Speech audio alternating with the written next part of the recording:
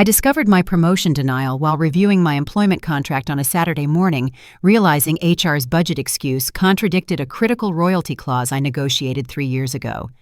The clause entitles me to percentage royalties on all contracts I develop that exceed $2 million, and my biggest client relationship just hit $35 million. I called the client's legal team, triggering a chain reaction that would expose years of systematic wage theft and corporate manipulation, targeting high-performing women employees at Meridian Tech Solutions. 3 years ago, I walked into Meridian Tech Solutions with nothing but a marketing degree from the University of Arizona and an unwavering determination to prove myself in Denver's competitive tech scene. The junior business development specialist position paid $42,000 annually, but I saw potential beyond the modest salary. What captured my attention during the interview process was the company's emphasis on merit-based advancement and their willingness to negotiate creative compensation structures. My first major breakthrough came within 6 months when I secured the Patterson Industries account. Marcus Patterson, their CEO, initially seemed skeptical about working with someone so young, but our chemistry during the presentation was undeniable.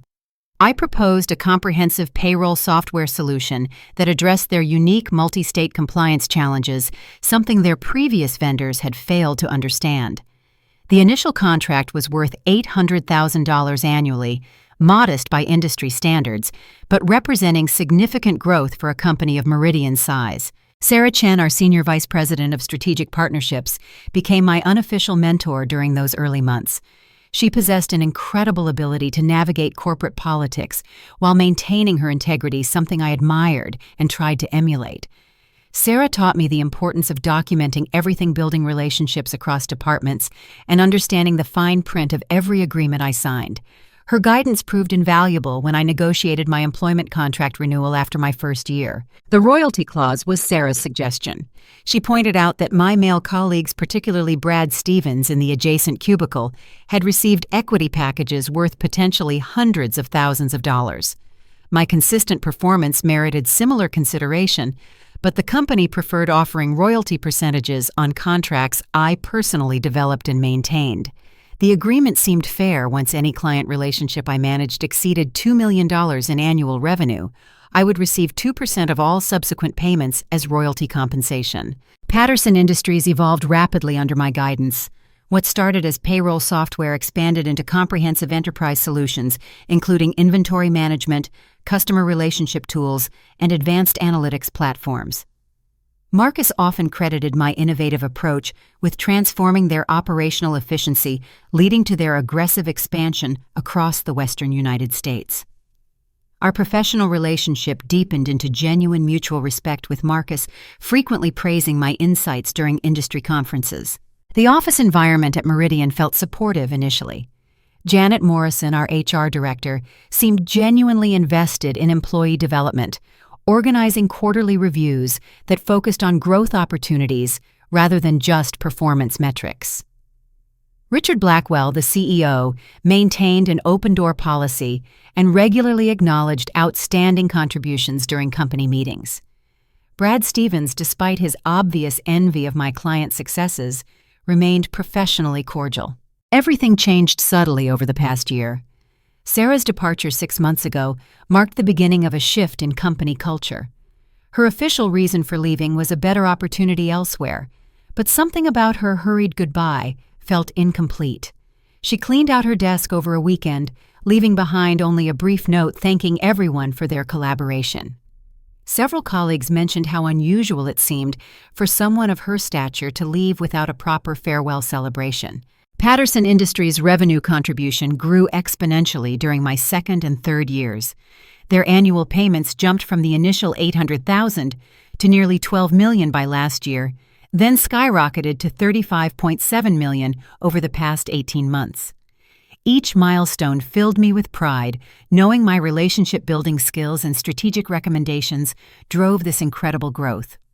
Marcus often mentioned during our monthly check-ins how much he valued our partnership and trusted my judgment completely. My promotion to Senior Business Development Manager seemed inevitable.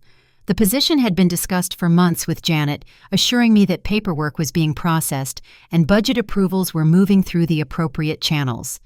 The role would include a salary increase to $78,000 annually, plus expanded responsibilities for mentoring junior staff and developing new client acquisition strategies. Last Friday afternoon, while organizing my desk for the weekend, I accidentally accessed an email thread that hadn't been intended for my review.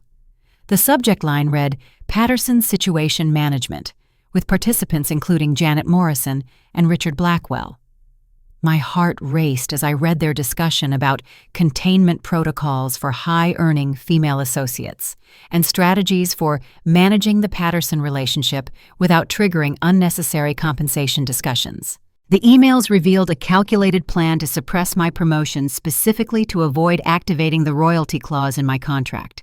They discussed renegotiating my agreement during the promotion process, potentially restructuring the terms to eliminate or significantly reduce the percentage-based compensation I had earned. Richard's message mentioned consulting with legal counsel about creative approaches to contract modification while maintaining the appearance of career advancement. One particular exchange between Janet and Richard made my blood run cold.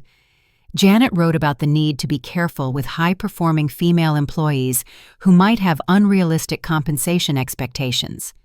Richard responded by suggesting they needed to establish precedents that discourage similar demands from other women in the organization. The conversation revealed a systematic approach to limiting female advancement while maintaining plausible deniability. The final email in the thread outlined their weekend strategy. Janet would call me on Saturday morning to deliver news about budget constraints affecting my promotion timeline. The conversation would emphasize company-wide financial pressures while avoiding any specific mention of my contract terms or royalty calculations.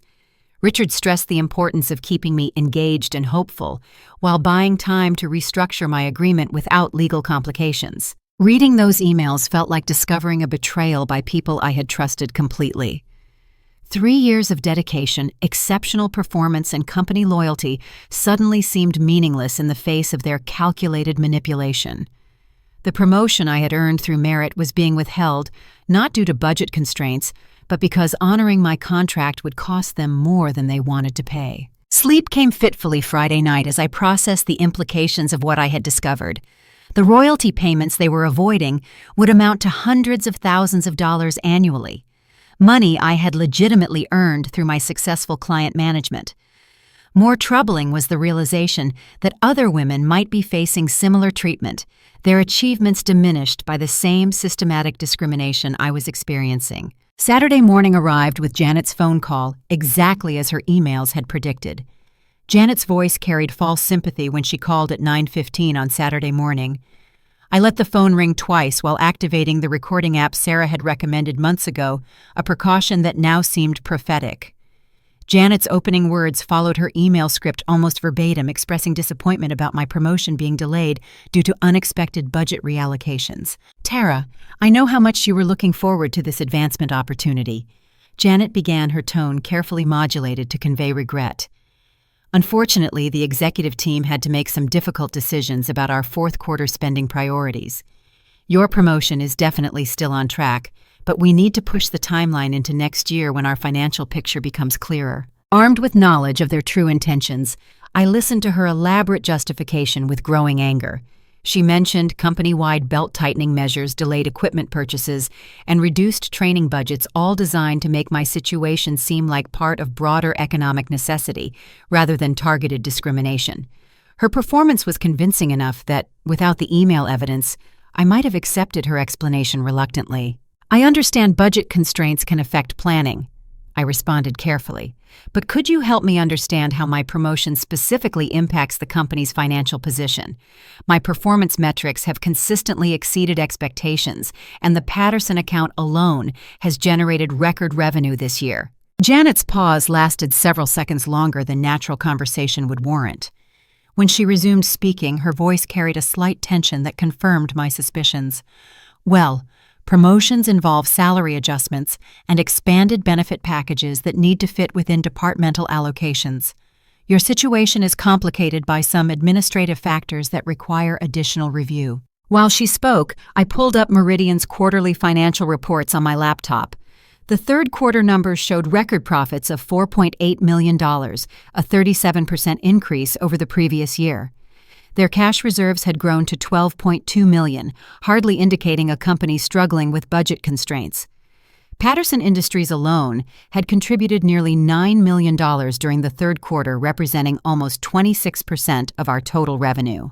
Janet, I'm looking at our public financial reports, and they seem to indicate the company is performing exceptionally well. Could you clarify which specific budget pressures are affecting promotion decisions? I asked, knowing this question would force her deeper into fabrication. Her response became increasingly defensive and contradictory. Those reports don't reflect all of our operational expenses and future investment commitments. We have significant technology upgrades planned and potential acquisition opportunities that require maintaining cash reserves. Individual personnel decisions need to be evaluated within that broader strategic context. The more Janet talked, the more obvious her dishonesty became. She mentioned unnamed technology upgrades that hadn't appeared in any company communications, potential acquisitions that seemed fabricated on the spot, and strategic initiatives that contradicted everything Richard Blackwell had shared during recent company meetings. Her improvised explanations created a web of contradictions that would be impossible to maintain under scrutiny. After ending the phone call, I spent the next 4 hours conducting the most thorough investigation of my professional life. Every contract email exchange and performance review from the past 3 years received careful examination. My royalty clause was unambiguous. 2% of all annual revenue from client relationships I developed and maintained triggered when those relationships exceeded $2 million in value. The mathematics were straightforward and damning. Patterson Industries had surpassed the $2 million threshold 18 months ago, meaning I should have been receiving royalty payments for over a year. Based on their total contributions of $35.7 million since triggering the clause, I was owed approximately $892,000 in unpaid compensation. The company had essentially stolen nearly $900,000 from me while maintaining the pretense of considering my promotion. Further investigation revealed similar contract language for other female employees who had mysteriously been transferred to different departments, taken extended leaves of absence, or resigned under circumstances that seemed questionable at the time. Linda Thompson, who left 8 months ago for a position at Oracle, had managed the Westfield manufacturing account worth over $6 million annually. Patricia Williams, now working as a freelance consultant, had developed the relationship with Colorado State University that generated $4.3 million in revenue last year. Each of these women had negotiated similar royalty clauses during their contract renewals, and each had been removed from their positions before the company would be required to honor those agreements. The pattern was unmistakable and legally actionable, representing systematic discrimination designed to avoid paying female employees the compensation they had earned through exceptional performance. My investigation took an unexpected turn when I decided to clean out Sarah Chen's old desk, which had remained largely untouched since her departure. Hidden beneath some outdated training manuals, I discovered a sealed envelope with my name written in Sarah's distinctive handwriting.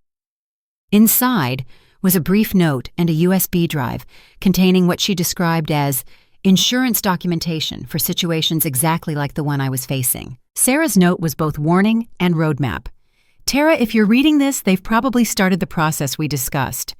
The drive contains copies of all relevant contracts, email exchanges, and financial records related to royalty compensation for female employees. Password is your Patterson contract date. Use this information wisely, and remember that documentation is your strongest weapon. They've done this before, and they'll do it again unless someone stops them. Trust Jessica Martinez at Hartwell Martinez and Associates. She understands employment law and has been waiting for someone with enough evidence to take action. The USB drive's contents exceeded my expectations.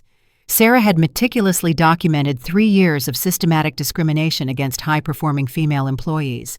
Her files included contract copies, email threads discussing problem employees, and financial analyses showing how the company had saved over $2.4 million by avoiding royalty payments to women who should have received them. Most shocking was a spreadsheet tracking which female employees posed financial risks based on their contract terms and performance levels. One document particularly caught my attention, a legal memorandum from an employment attorney outlining strategies for modifying existing contracts without triggering discrimination lawsuits. The memo suggested creating artificial performance concerns, restructuring departmental responsibilities to justify transfers, and using voluntary resignation incentives to remove problematic employees before their contracts became expensive. Armed with this evidence, I understood that my situation was far more serious than a simple promotion delay. Meridian Tech Solutions had developed a systematic approach to discriminating against successful women, stealing their earned compensation while maintaining legal cover through carefully orchestrated manipulations. The company's actions constituted not just contract violations, but potentially criminal fraud given the deliberate nature of their scheme. Sunday afternoon, I made the phone call that would change everything. Amanda Rodriguez, Chief Legal Counsel for Patterson Industries, listened carefully as I explained the situation without revealing the full extent of my evidence. Her response indicated that Patterson's leadership had already noticed irregularities in their service agreements and questioned whether their primary contact was receiving appropriate compensation for the exceptional results they had achieved together. Tara, we've been conducting an internal audit of our vendor relationships, and some concerns have emerged about Meridian's business practices, Amanda said. Marcus has specifically mentioned his belief that you should be sharing more directly in the success of our partnership. If what you're telling me is accurate, we may need to reconsider our entire relationship with your company. That conversation set in motion the chain of events that would expose years of systematic discrimination and fundamentally change my life trajectory. Sunday evening brought the phone call I had dreaded making since discovering Sarah's evidence cache. Jessica Martinez answered on the second ring, her voice carrying the warmth I remembered from our law school study groups at University of Colorado. We had maintained sporadic contact since graduation, but I knew her reputation as one of Denver's most effective employment attorneys had grown substantially over the past 5 years. Tara, it's wonderful to hear from you, though something in your voice suggests this isn't a social call, Jessica said after our initial pleasantries. Sarah Chen contacted me about 6 months ago with some concerning information about your company. She mentioned you might eventually need legal representation for employment matters. Hearing Sarah's name confirmed my growing suspicion that her departure from Meridian had been far more strategic than it appeared. Over the next 90 minutes, I shared everything I had discovered, while Jessica took detailed notes and asked probing questions about documentation witnesses and potential damages.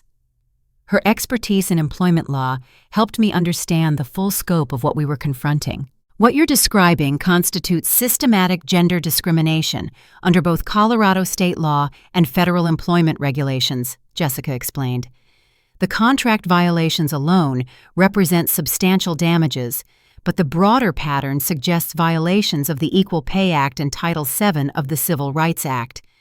If we can demonstrate intentional discrimination affecting multiple employees, we're looking at potential class action status with significant punitive damages. Jessica's analysis revealed legal implications I hadn't fully considered.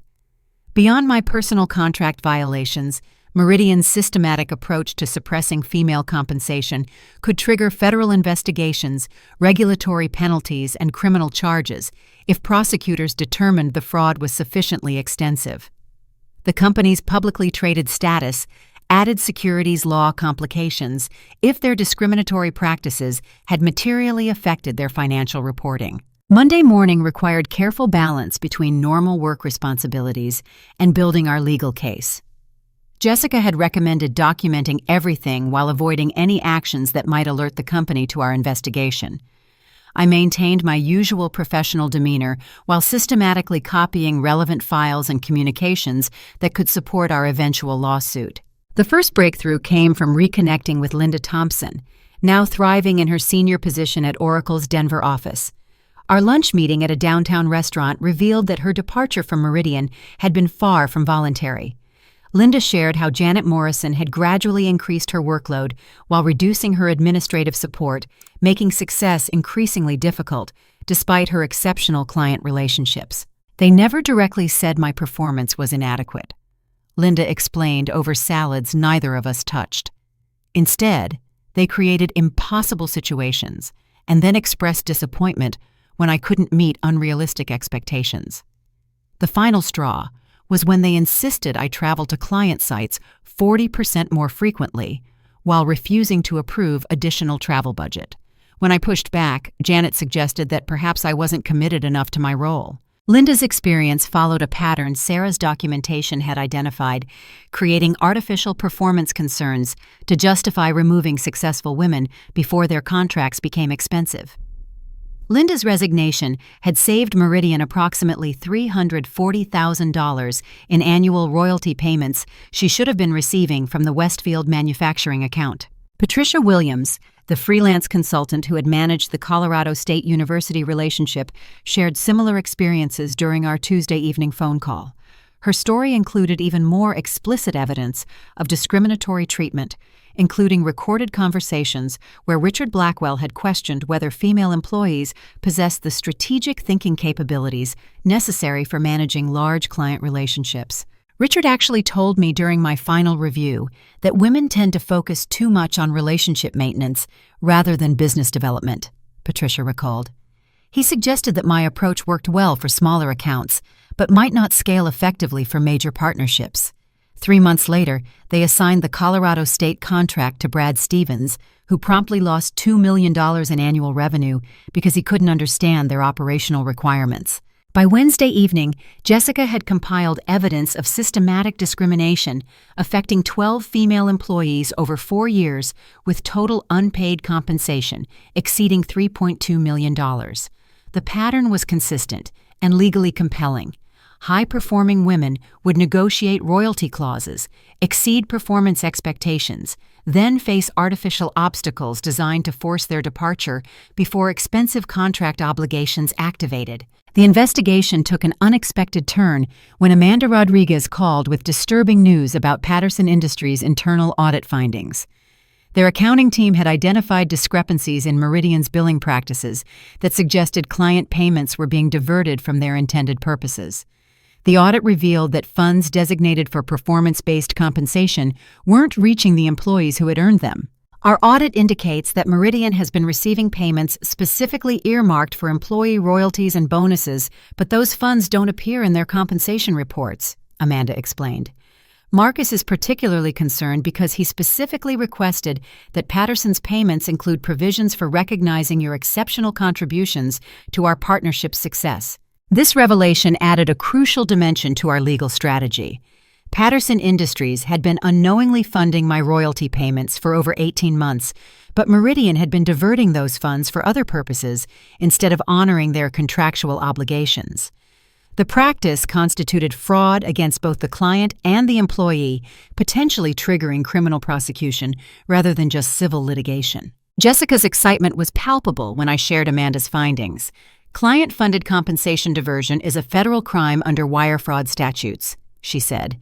If they've been systematically stealing performance payments from multiple clients while defrauding employees of their earned compensation, we're looking at criminal liability that extends far beyond employment discrimination. Thursday's investigation focused on financial records that would demonstrate the scope of Meridian's fraudulent practices. Using my legitimate access to client payment summaries, I documented numerous instances where client contracts specifically included provisions for employee performance compensation that never appeared in actual paychecks or royalty statements. The systematic diversion of these funds suggested a deliberate scheme rather than administrative oversight. The most damaging evidence emerged from Sarah's archived emails, showing direct communication between Richard Blackwell and the company's external accountant about managing performance compensation allocations to maintain profit margins. The emails explicitly discussed methods for redirecting client-funded employee payments into general operating accounts while maintaining documentation that would satisfy superficial audits. One particularly incriminating exchange revealed Richard's frustration with expensive female employees who negotiated aggressive contract terms. He had specifically instructed the accounting firm to find legal methods for restructuring compensation obligations to reduce ongoing financial exposure. The accountant's response included detailed strategies for contract modification and employee removal that formed the blueprint for everything I had experienced. By Thursday evening, our legal case had evolved far beyond a simple employment discrimination complaint. Jessica confirmed that the evidence supported federal criminal referrals for fraud, racketeering, and conspiracy charges that could result in significant prison sentences for company leadership. The systematic nature of their scheme, combined with the involvement of external accounting firms, indicated a level of premeditation that prosecutors would find compelling. Friday brought the final piece of evidence we needed to proceed with confidence. Sarah Chen agreed to return to Denver for a recorded deposition detailing her knowledge of Meridian's discriminatory practices. Her insider perspective as a former executive would provide credibility and detail that would be impossible for the company to refute or dismiss. "I've been waiting 6 months for someone with enough evidence and determination to take them down," Sarah said during our Friday evening conference call. "Richard Blackwell destroyed my career and stole money from dozens of women who trusted him. It's time for consequences." The plan Jessica outlined for the following week was both comprehensive and devastating for Meridian's leadership. Patterson Industries would initiate their formal complaint on Monday morning, triggering immediate contract review and potential termination proceedings. Simultaneously, Jessica would file discrimination complaints with both the Equal Employment Opportunity Commission and Colorado's Department of Labor, while submitting criminal referrals to the FBI's white-collar crime unit. The weekend before our coordinated attack, I felt a mixture of nervousness and excitement I hadn't experienced since my university finals. 3 years of dedicated work had led to this moment of truth, where everything I had built at Meridian would either be validated through justice or destroyed by powerful people who had already demonstrated their willingness to manipulate the system. Sunday evening, I called my parents in Arizona to explain the situation without revealing specific details that might compromise our legal strategy. Their support provided emotional strength I needed for the confrontation ahead, while their pride in my courage reinforced my determination to see the process through, regardless of personal cost. Monday morning would bring the reckoning Meridian's leadership had been postponing for months. Monday morning at precisely 8 o'clock, Amanda Rodriguez entered Richard Blackwell's executive suite carrying a leather portfolio that would fundamentally alter the trajectory of everyone's career at Meridian Tech Solutions. Her appearance wasn't unexpected, as Patterson Industries maintained regular communication with their primary vendors, but the formal legal documentation she presented created immediate chaos throughout the executive floor. From my cubicle 3 floors below, I could hear the elevated voices and hurried footsteps that indicated something significant was happening in the corporate suite. Richard's assistant, normally composed and efficient, answered her phone with obvious stress in her voice while scheduling emergency meetings that weren't on anyone's calendar. The company's relaxed Monday morning atmosphere transformed into barely controlled panic within minutes of Amanda's arrival. The demand letter Amanda delivered was deliberately comprehensive and legally precise.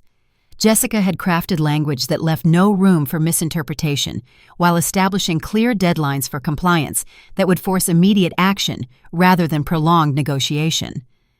The document requested complete audit access to all compensation records, immediate suspension of any executives involved in discriminatory practices, and preliminary settlement discussions for affected employees. More significantly, the letter explicitly referenced Patterson Industries' discovery that performance-based compensation they had funded wasn't reaching its intended recipients. Amanda's audit team had traced specific payments totaling over $600,000 that were designated for employee royalties, but had been diverted into Meridian's general operating accounts. The documentation was irrefutable and would trigger automatic contract breach procedures if not resolved immediately. Within 30 minutes of Amanda's departure, Janet Morrison appeared at my desk with forced casualness that fooled nobody within hearing distance. Her usual professional demeanor had been replaced by nervous energy that made our conversation feel more like an interrogation than routine workplace discussion. She asked detailed questions about my recent client communications weekend activities and any conversations I might have had with Patterson Industries personnel. "Tara, we've received some inquiries about our compensation practices from Patterson Industries." Janet began, her voice carrying artificial lightness.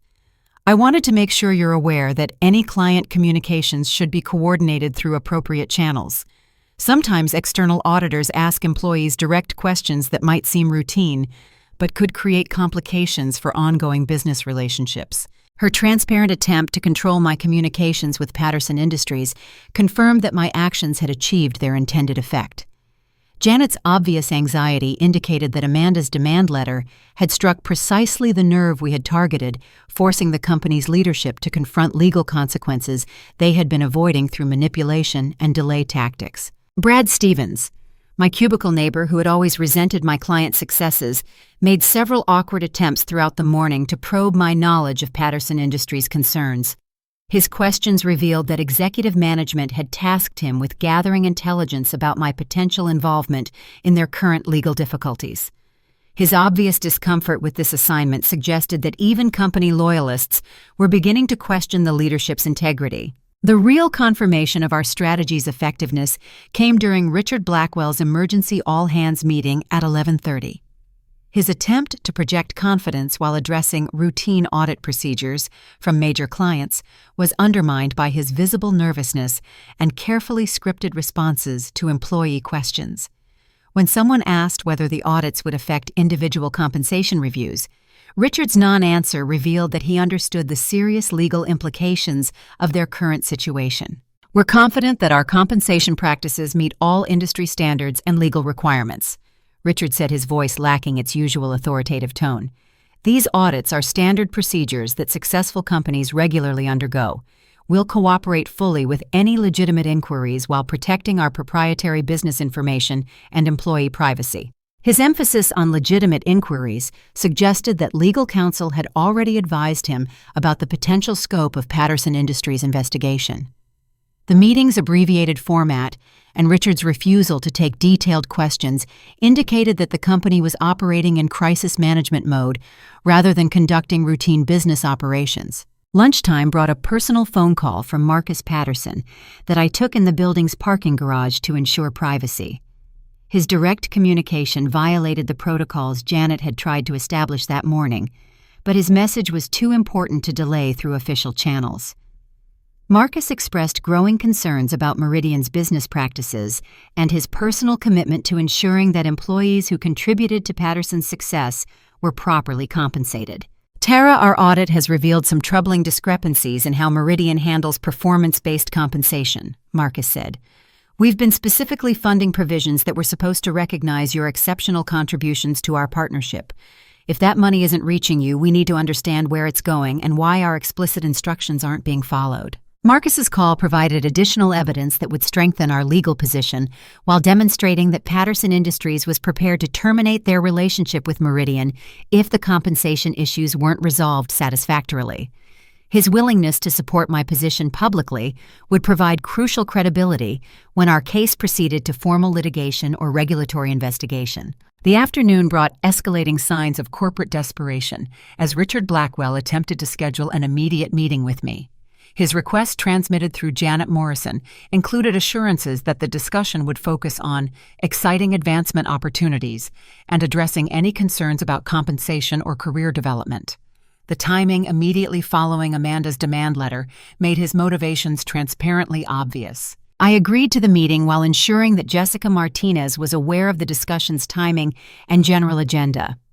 Her advice was straightforward: listen carefully, respond minimally, and document everything without revealing the extent of our legal preparation. She emphasized that Richard's desperation might lead him to make admissions that would strengthen our case substantially. The executive conference room had been chosen specifically to intimidate with its floor-to-ceiling windows overlooking downtown Denver and mahogany table that could seat 20 people comfortably. Richard Blackwell positioned himself at the head of the table, while Janet Morrison sat to his right, both projecting artificial friendliness that couldn't disguise their underlying anxiety about the meeting's true purpose. Richard's opening remarks followed a predictable pattern, acknowledging my exceptional performance, expressing regret about promotion delays, and outlining enhanced compensation packages that would supposedly address my career development concerns. His offers were substantial enough to indicate genuine fear about the legal consequences of maintaining their current position, but carefully structured to avoid admitting fault for past violations. "Tara, we've been reviewing your contributions to the Patterson Industries relationship, and we want to ensure your compensation reflects the value you bring to that partnership," Richard said, consulting notes that had obviously been prepared by legal counsel. "We're prepared to offer immediate promotion to Senior Business Development Manager with a salary of $85,000 annually plus performance bonuses that could reach an additional $30,000 per year." His revised offer represented a significant increase from previous discussions, but still fell short of the royalty payments my contract required. More importantly, accepting his proposal would require signing a modified agreement that would eliminate the existing royalty clause while releasing the company from any claims related to past compensation. The settlement was generous enough to tempt someone without legal representation, but inadequate for someone who understood their contractual rights. When I asked specific questions about how his proposed bonuses would be calculated and whether they would apply retroactively to account for past performance, Richard's answers became evasive and contradictory. His inability to provide concrete details suggested that the offer was designed primarily to buy time and limit legal exposure rather than address the fundamental issues our investigation had identified. The meeting concluded with Richard's request that I consider his proposal over the next few days while avoiding any external communications that might complicate our internal discussions. His emphasis on confidentiality confirmed that the company understood they were facing potential criminal liability if their discriminatory practices received broader scrutiny from regulators or law enforcement agencies. Tuesday morning brought news that validated every aspect of our legal strategy. Jessica Martinez received notification that the Equal Employment Opportunity Commission had accepted our discrimination complaint for immediate investigation, triggering automatic document preservation requirements that would prevent Meridian from destroying evidence of their systematic practices. Simultaneously, the FBI's white-collar crime unit had opened a preliminary inquiry into the financial fraud allegations based on our criminal referral. The federal investigations created legal jeopardy that extended far beyond civil employment disputes.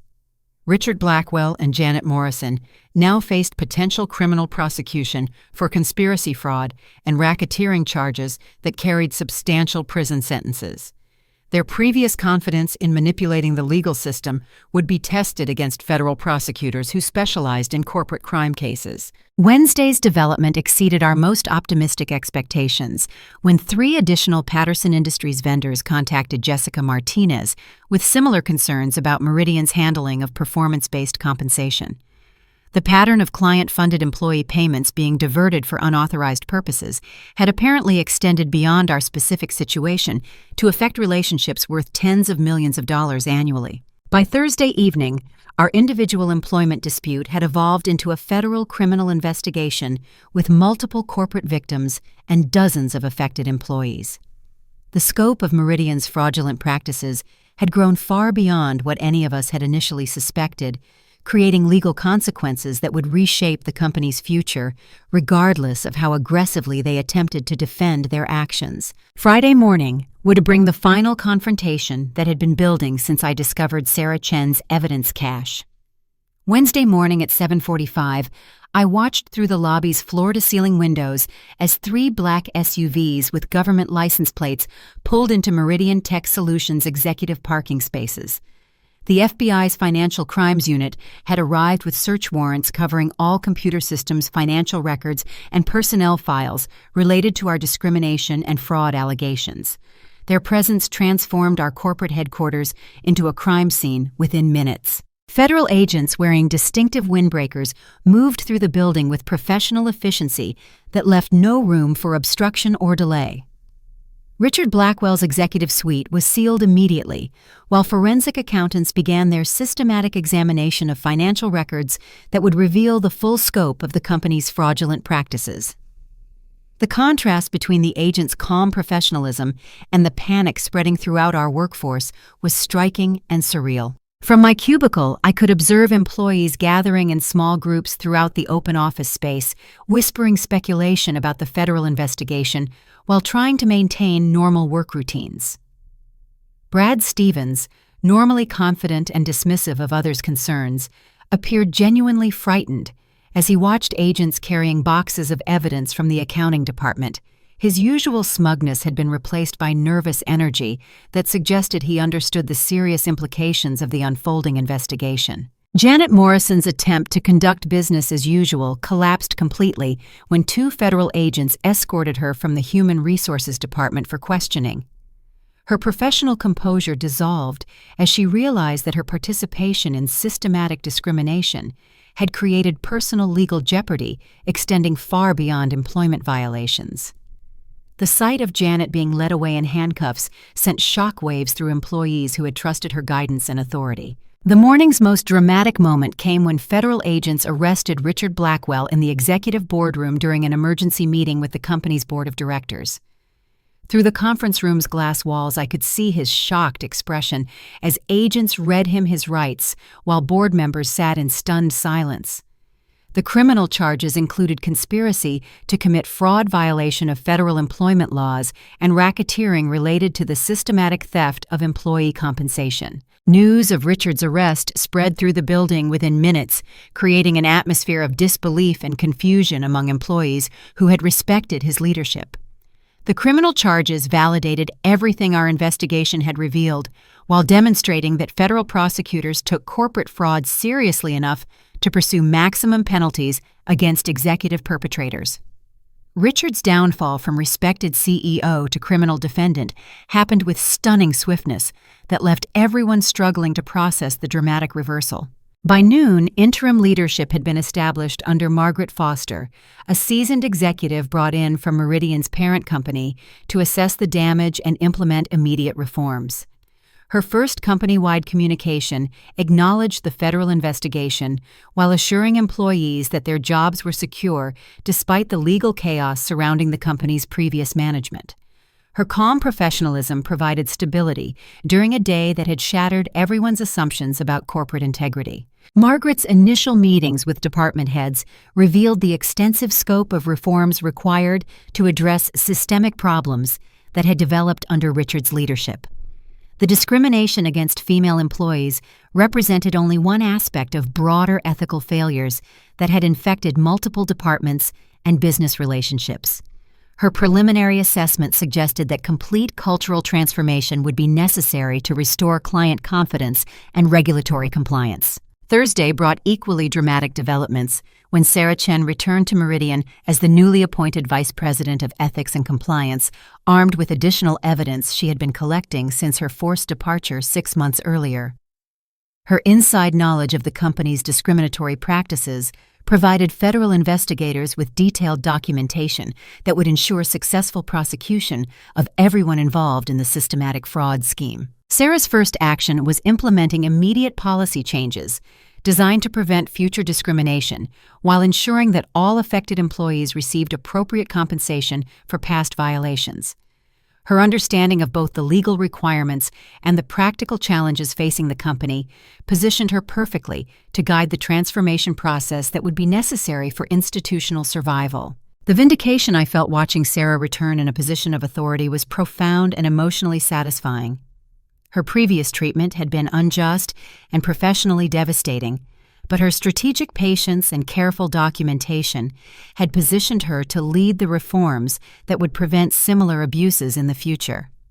Her success demonstrated that integrity and persistence could ultimately triumph over corporate manipulation and discrimination. Friday afternoon brought the personal confrontation I had been anticipating since discovering the systematic nature of Meridian's discriminatory practices. Janet Morrison, released on bail pending trial, requested a private meeting where she broke down emotionally and admitted her participation in activities she had known were both illegal and morally wrong. Her confession provided additional evidence while revealing the psychological pressure executives had used to compel cooperation with discriminatory policies. "Tara, I want you to understand that I never intended for things to go this far," Janet said through tears that seemed genuine despite everything she had done. "Richard threatened my job and my family's financial security if I didn't cooperate with his compensation strategies. I knew what we were doing was wrong, but I was afraid of the consequences of standing up to him." Janet's admission confirmed that the discrimination had been implemented through a combination of threats, manipulation, and financial pressure that created a culture of fear among management personnel. Her willingness to cooperate with federal prosecutors would provide insider testimony that would be crucial for securing convictions against the executives who had designed and implemented the fraudulent scheme. The personal impact of Janet's confession was complex and emotionally challenging.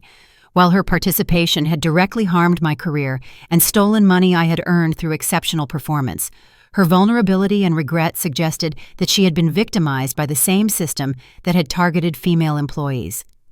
Understanding the psychology behind corporate discrimination helped explain how good people could be compelled to participate in systematic injustice. Weekend developments included notification from Marcus Patterson that Patterson Industries had terminated their contract with Meridian Tech Solutions, effective immediately, citing breach of fiduciary duty and fraudulent billing practices. Their decision to sever the $35 million relationship sent shockwaves through the technology industry, while demonstrating the financial consequences of systematic discrimination and fraud. Marcus's public statement supporting the federal investigation and praising my professional integrity provided validation that extended far beyond personal vindication. His willingness to sacrifice a profitable business relationship to support ethical principles sent a powerful message to other corporate leaders about the importance of treating employees fairly and honoring contractual obligations. The weekend also brought news that the class action lawsuit Jessica Martinez had filed on behalf of affected female employees had been accepted for federal court review, with potential damages exceeding $8.5 million. The lawsuit's success would provide financial compensation while establishing legal precedents that would deter similar discrimination at other companies throughout the technology industry. By Monday morning, the corporate culture at Meridian Tech Solutions had been fundamentally transformed through federal intervention and new leadership committed to ethical business practices. Margaret Foster's reforms addressed not only the specific discrimination issues our investigation had revealed, but also broader systemic problems that had enabled such extensive fraud to continue undetected for years. The personal satisfaction of watching justice unfold was tempered by sadness for colleagues whose careers had been damaged by leadership they had trusted. The federal investigation had exposed the human cost of corporate greed while demonstrating that individual courage could catalyze institutional change that benefited everyone affected by systematic injustice. 3 months after the FBI raid, Richard Blackwell pleaded guilty to federal fraud and conspiracy charges that resulted in a 4-year prison sentence and complete financial restitution to affected employees. His downfall from respected CEO to convicted felon demonstrated that corporate executives couldn't escape legal consequences for systematic discrimination and theft, regardless of their position or previous reputation. 6 weeks after the FBI investigation began, Margaret Foster requested a private meeting that would fundamentally alter my career trajectory at Meridian Tech Solutions. The executive conference room that had been the site of Richard Blackwell's desperate attempts to contain the legal fallout now served as the setting for a conversation that acknowledged both the injustices I had suffered and the opportunities that lay ahead for institutional transformation. Margaret's directness was refreshing after months of manipulation and corporate doublespeak from the previous leadership. She began our discussion by acknowledging the systematic discrimination I had experienced while outlining comprehensive reforms designed to prevent similar abuses in the future. Her commitment to transparency and accountability represented a complete departure from the secretive and retaliatory culture that had characterized the company under Richard's management. "Tara, I want to begin by offering a formal apology for the treatment you received from our previous management team," Margaret said, consulting notes that indicated careful preparation for our conversation. "The systematic violation of your contract rights and the deliberate suppression of your career advancement represent failures that are unacceptable under any circumstances. We're committed to making this right while ensuring that similar discrimination never occurs again." Her offer exceeded my expectations in both scope and specificity. The newly created position of Director of Client Relations carried a base salary of $165,000 annually, plus immediate payment of all unpaid royalty compensation totaling $1.1 million. Additionally, the role included equity participation in the company and a seat on the newly established Diversity and Inclusion Committee that would oversee all future hiring and promotion decisions. The equity package was particularly significant because it addressed the fundamental inequity that had triggered my original contract negotiations 3 years earlier.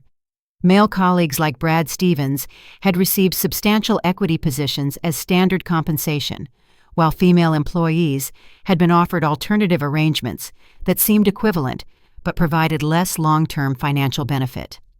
Margaret's proposal eliminated that disparity while ensuring my voice in corporate governance decisions. Beyond the immediate financial compensation, the director position would allow me to shape client relationship strategies across the entire company while mentoring junior staff members who were beginning their careers in business development.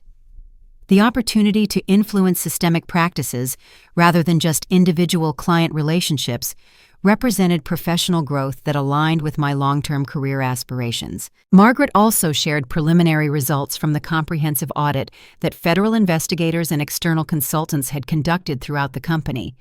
The discrimination against female employees had been even more extensive than our investigation had revealed, affecting 23 women across 6 departments over a 4-year period. Total unpaid compensation exceeded $4.7 million, while career advancement opportunities worth millions more had been systematically denied to qualified female candidates. The audit's findings had prompted Margaret to implement mandatory diversity training for all management personnel, external oversight of promotion decisions, and transparent compensation structures that would prevent future discrimination.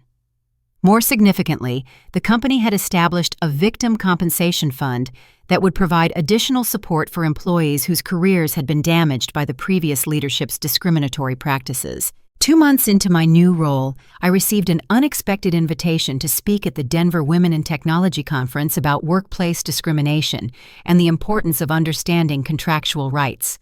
The presentation drew an audience of over 300 professional women, many of whom shared their own experiences with systematic barriers to advancement and compensation inequality. The response to my presentation was overwhelming and deeply moving. Dozens of women approached me afterward to share stories of contract manipulation, suppressed promotions, and retaliation for demanding fair treatment.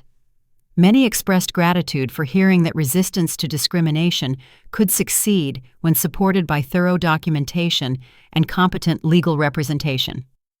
Their reactions reinforced my growing sense that individual courage could inspire collective action for institutional change. The presentation's impact extended beyond the conference itself when several major technology companies contacted me to conduct internal audits of their compensation practices. These consulting opportunities provided additional income while allowing me to help other organizations identify and address discriminatory patterns before they resulted in legal consequences or employee departures.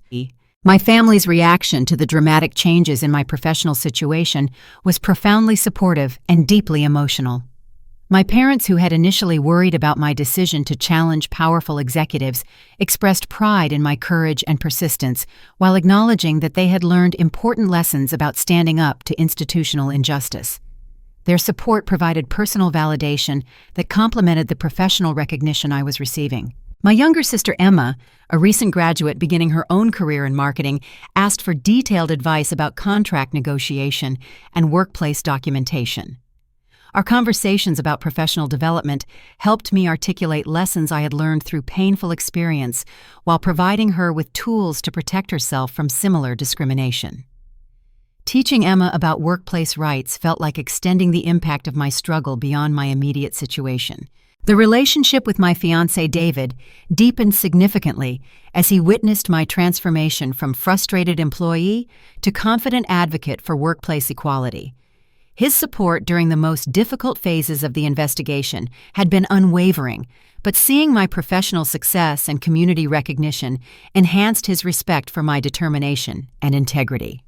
Our discussions about marriage began incorporating plans for establishing a foundation focused on supporting workers facing discrimination. 4 months after accepting Margaret's offer, Patterson Industries contacted me with a proposal that represented both vindication for past struggles and opportunity for future impact.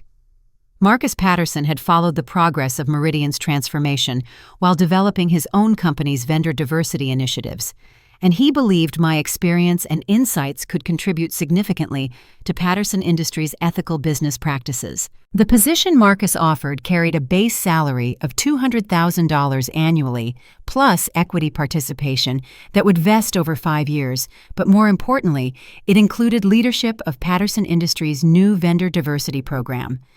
The role would involve developing standards for ethical business relationships while ensuring that partner companies maintained fair employment practices. My personal experience with discrimination would provide credibility and insight that couldn't be replicated through academic training alone. Accepting Patterson's offer required leaving Meridian Tech Solutions after achieving the vindication and reform I had sought, but the opportunity to influence ethical practices across dozens of vendor relationships was professionally irresistible. Margaret Foster's understanding and support for my decision demonstrated the genuine commitment to employee development that characterized the company's new culture under her leadership. My final weeks at Meridian were dedicated to training my replacement and documenting the client relationship strategies that had contributed to our mutual success.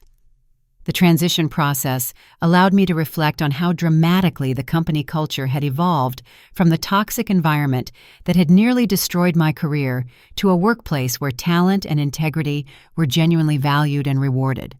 The farewell celebration organized by my colleagues provided emotional closure for a chapter of my career that had included both devastating betrayal and ultimate triumph.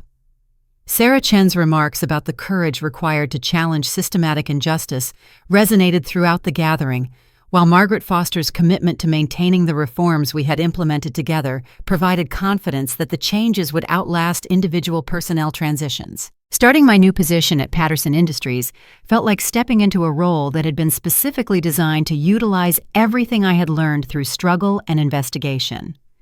The opportunity to prevent other workers from experiencing the discrimination I had endured while building ethical business practices that would benefit entire industry sectors represented professional fulfillment that exceeded my most ambitious career aspirations. The personal growth I had experienced through confronting institutional injustice had transformed not just my career prospects, but my fundamental understanding of professional responsibility and individual agency. The realization that one person's courage could catalyze systematic change had implications that extended far beyond employment law into broader questions about civic engagement and social responsibility. 18 months after that devastating Saturday morning phone call from Janet Morrison, I stood before the floor-to-ceiling windows in my new office at Patterson Industries, watching Denver's skyline reflect the late afternoon sunlight while contemplating the extraordinary journey that had brought me to this moment. The view encompassed not just the city's physical transformation, but also represented my personal evolution from victimized employee to empowered advocate for workplace justice. The Director of Vendor Diversity position had exceeded my expectations in both professional satisfaction and measurable impact. During my first year, we implemented ethical standards that affected over 60 vendor relationships worth a combined $230 million annually.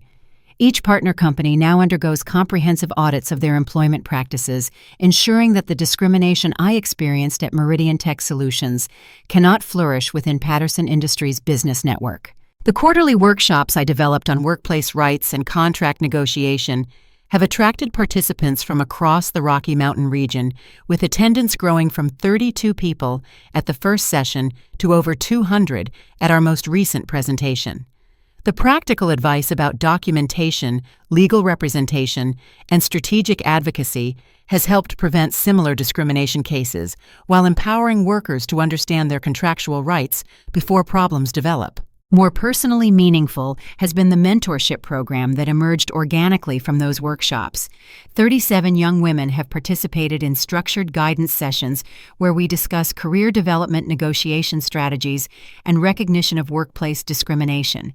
Their questions and insights remind me constantly that individual courage can create ripple effects that benefit people I may never meet personally. The legal resolution of our class action lawsuit provided financial compensation totaling $8.3 million for affected female employees, while establishing precedents that have influenced similar cases across the technology industry. Jessica Martinez has used our success to build a specialized practice area that has achieved favorable settlements for over 40 additional clients facing comparable discrimination. The legal framework we established has become a model for employment attorneys throughout Colorado and neighboring states. Richard Blackwell's conviction and imprisonment sent a powerful message throughout the business community about the personal consequences of systematic discrimination and fraud. His 4-year federal sentence, combined with complete financial restitution requirements, demonstrated that corporate executives cannot escape accountability for deliberate violations of employment law, regardless of their previous reputation or political connections. Janet Morrison's cooperation with federal prosecutors resulted in a suspended sentence and community service requirement that included speaking at workplace ethics seminars about the psychological pressure executives can exert to compel participation in discriminatory practices. Her willingness to acknowledge her mistakes and educate others has contributed to broader understanding of how institutional discrimination operates through individual decisions and personal compromises. The transformation at Meridian Tech Solutions, under Margaret Foster's leadership, has become a case study in organizational change that business schools across the country use to teach about crisis management and ethical leadership. The company's recovery from near bankruptcy following the federal investigation to renewed profitability and industry respect demonstrates that ethical practices enhance rather than limit business success. Sarah Chen's success as Vice President of Ethics and Compliance has validated her strategic decision to document systematic discrimination while planning for eventual accountability. Her comprehensive reforms have eliminated the cultural toxicity that characterized the company under Richard's management, while establishing policies that have attracted top talent-seeking employers with genuine commitments to equality and professional development. My relationship with David has flourished as we planned our wedding and established the foundation we discussed during the darkest periods of the investigation. The WorkplaceJustice Foundation has provided legal support for 17 workers facing discrimination while funding research into effective strategies for preventing systematic bias in hiring and promotion decisions. Our personal commitment to social justice has strengthened our partnership while creating shared purpose that extends beyond our individual careers. The most unexpected development has been my appointment to the Colorado Governor's Advisory Committee on Workplace Equality, where policy recommendations I've contributed have influenced state legislation requiring transparency in compensation practices for companies with more than 50 employees. The opportunity to shape systemic reform through policy advocacy represents impact that extends far beyond individual cases to affect thousands of workers throughout the state.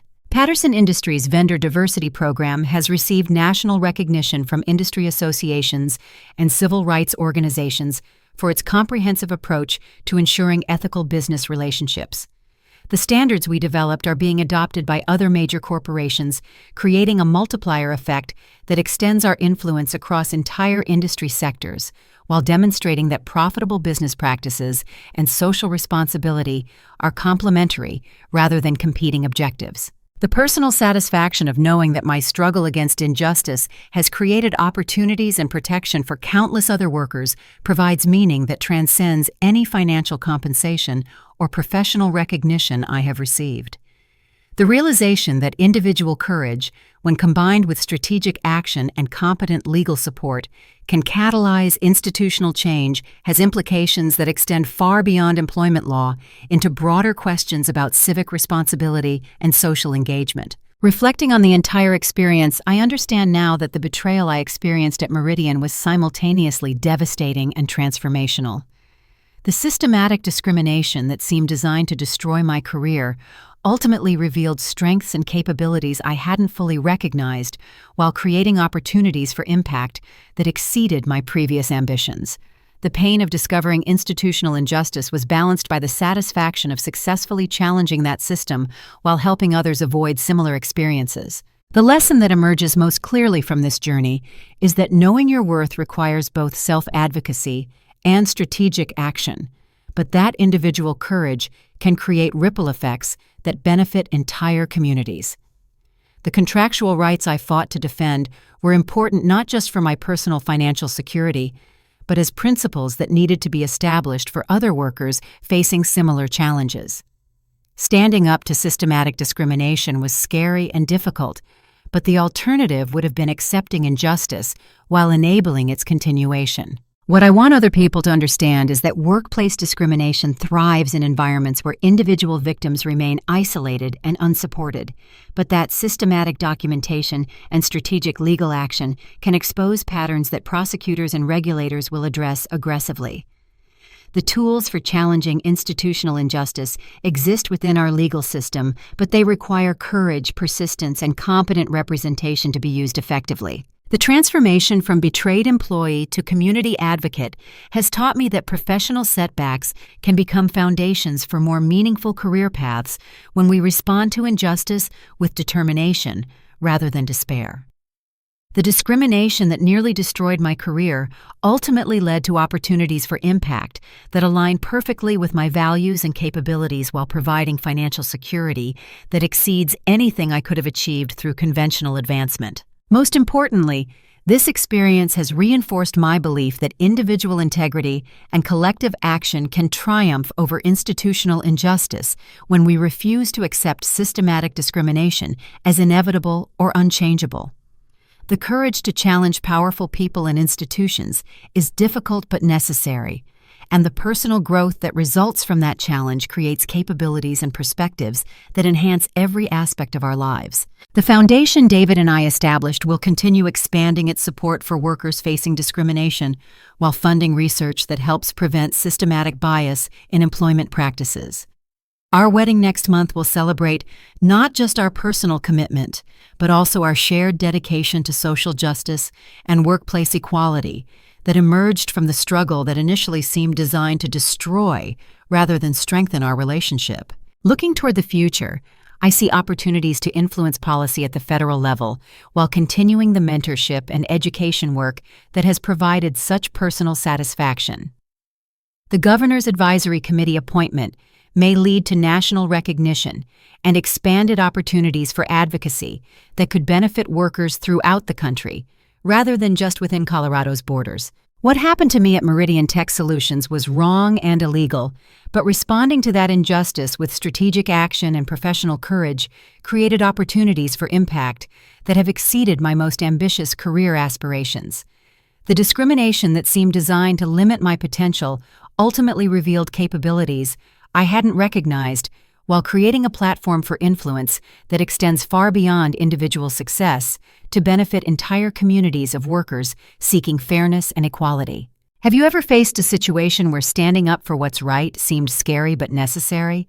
I'd love to hear your thoughts in the comments about how we can support each other in challenging workplace discrimination and building more ethical business practices. If this story resonated with you, please like this video, subscribe to my channel for more content about workplace rights and professional development, and share this with anyone who might benefit from understanding their contractual rights and the importance of documenting everything in professional relationships. Thank you for listening to my story, and I hope it inspires you to know your worth and fight for the fairness you deserve in your own career journey.